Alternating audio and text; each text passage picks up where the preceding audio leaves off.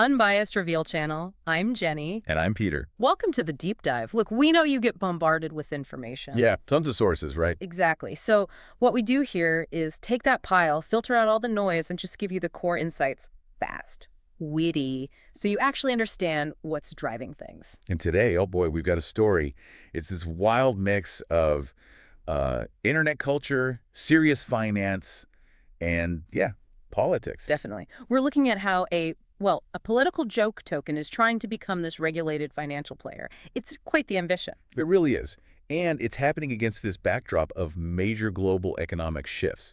So here's the 30-second version.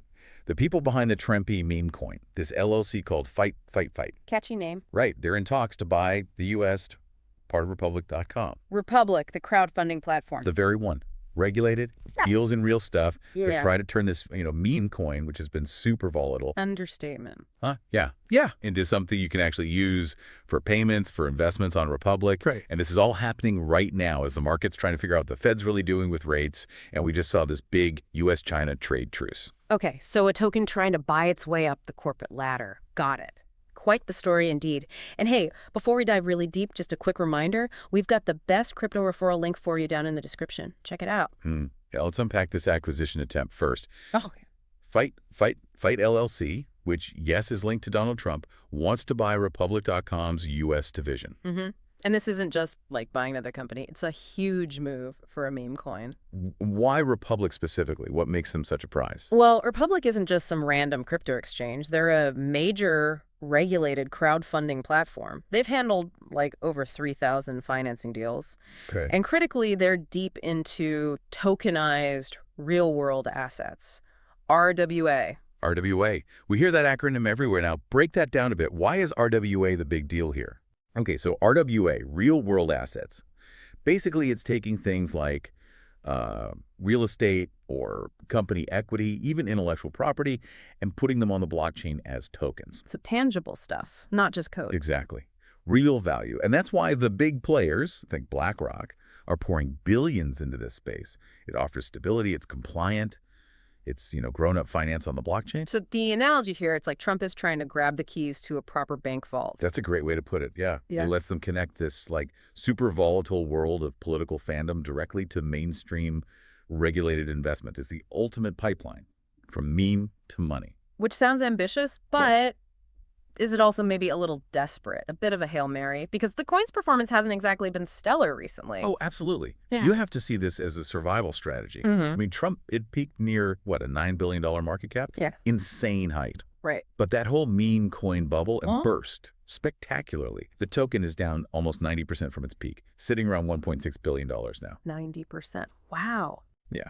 And it's not just Trump. Look at Dogecoin. Even that fell nearly 60%. That kind of drop. It screams that they need a new plan, like yesterday. So the goal is clear. Get substantial usefulness, as they say. Overcome the fact that these meme coins were basically issued with, no real value attached initially. Precisely. They need a reason to exist beyond the hype. How do they plan to actually do that with Republic, assuming the deal goes through? The plan seems to be integrating Trump right into the platform.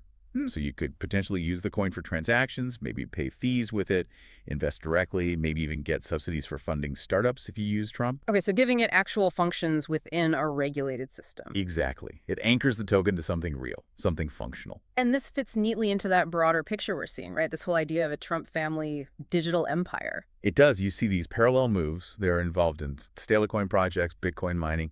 They even set up this huge, $200 million digital asset treasury specifically to buy up meme coins.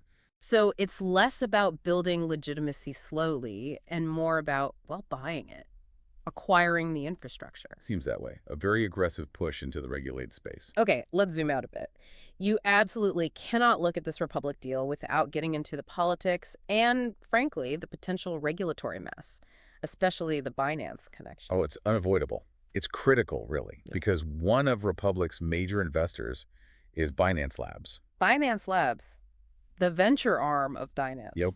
And that immediately connects back to President Trump recently pardoning Changpeng Zhao, CZ, the founder of Binance. Right, and critics jumped on that immediately. We saw U.S. Senator Murphy basically come out and say the listing of that Trump-linked stablecoin, USD1, on Binance.us, well, he called it payback for the pardon. A very direct accusation. Now, Binance.us pushback, of course, they said, we have a rigorous impartial review process for everything we list. Sure, standard defense. But the optics. I mean, come on.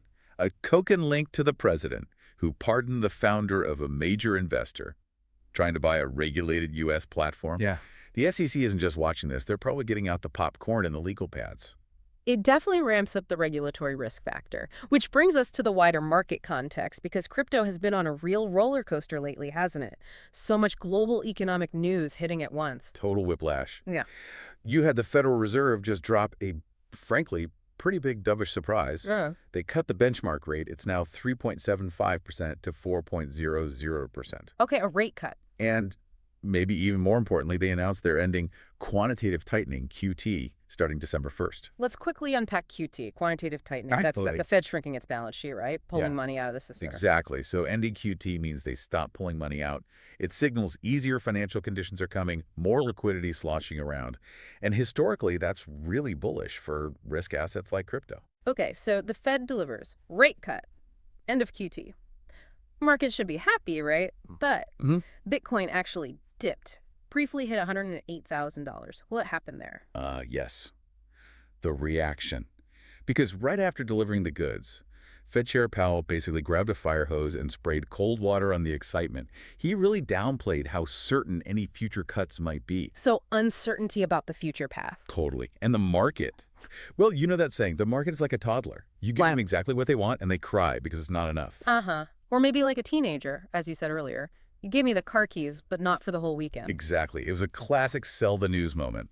The positive news was baked in, but the cautious tone about what comes next spooked everyone. But hang on, is that really just a tantrum, or is the market maybe being, dare I say, rational, pricing in the genuine uncertainty Powell deliberately injected? It feels less like crying and more like maybe cautious hedging. That's a fair point, actually. The lack of clarity on the long-term path does create real short-term volatility. It's not entirely irrational to be cautious there. Okay. However, just as that Fed uncertainty hits, you get this other massive piece of positive news counteracting it. The geopolitical angle. The Trump-Xi meeting in South Korea. Yes, the trade truce. A big one, a one-year truce. Reports say they settled that whole rare earth dispute. Which was a major sticking point. Huge. And Trump announced they're lowering overall U.S. tariffs on China. Like from 57% down to 47%. That's significant, easing global friction. Massively positive for global risk assets, including crypto. Less trade tension generally means more appetite for risk. So it's this really weird confluence. You've got this meme coin trying to go legit. A central bank signaling easier money is coming, even if they're being coy about it. Right. And a major de-escalation in the U.S.-China trade war. It feels like, despite the market's little dip, the underlying conditions are actually looking pretty supportive for risk assets right now. It's a very unusual alignment, yeah. All three forces kind of pointing generally upwards, even with that short-term Powell wobble. Okay, let's pivot to the future of this specific deal. High stakes, high reward, right? What does the best case scenario actually look like if Trump P pulls off this Republic acquisition? Well, the absolute best case, this becomes the blueprint. The moment a meme coin truly goes from, joke to mainstream. Meme to mainstream. Yeah. If Trump P integrates successfully, if it provides real utility on a regulated platform like Republic, suddenly other meme coins have a path. They see, okay, this is how you get legitimacy. It could kickstart this whole regulated access economy based on tokens. And it builds that RWA bridge we talked about, anchoring the token to Republic's system, to the RWA sector. That brings stability, right? It connects volatile politics with compliant finance, which after a 90% drop, stability sounds pretty good. Stability is definitely the holy grail here. And you can see this happening alongside Trump's bigger pro-crypto agenda talk. Making the U.S. the crypto capital, pushing regulatory clarity acts like Genius or Clarity. So the deal becomes a sort of proof of concept for that whole agenda. Exactly. It shows digital assets can work within a supportive, regulated framework. That would be huge momentum for the entire sector. Okay, that's the sunny outlook. Now, the storm clouds. The worst case. Given everything we just discussed, the CZ pardon link, the politics, the regulated nature of Republic, This feels like it could just explode on the launch pad. A regulatory nightmare. Oh, absolutely. That's the biggest immediate risk. It's a potential regulatory lightning rod. Lightning rod's a good term for it. The sheer number of potential conflicts, regulators could just look at the political ties, the pardon optics, and say, nope, too messy, too risky to let this acquire a regulated entity. That could delay the deal forever or just kill it outright. And if the deal does collapse, or even if it goes through, but the promised utility just doesn't stabilize the price, what then for Trump? Then it's back to square one. It reverts to being just another highly volatile meme coin, totally driven by headlines and sentiment, probably retesting those lows we saw after the crash.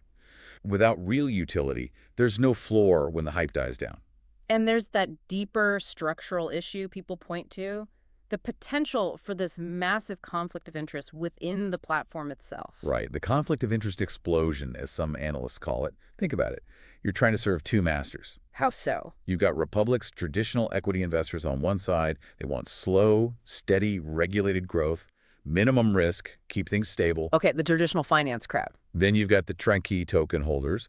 They likely want maximum hype, soaring prices, aggressive pushes for the token's use, maybe things that push the regulatory boundaries. So completely opposing interests. Fundamentally opposed. How do you satisfy both? It creates what some call irreconcilable conflicts.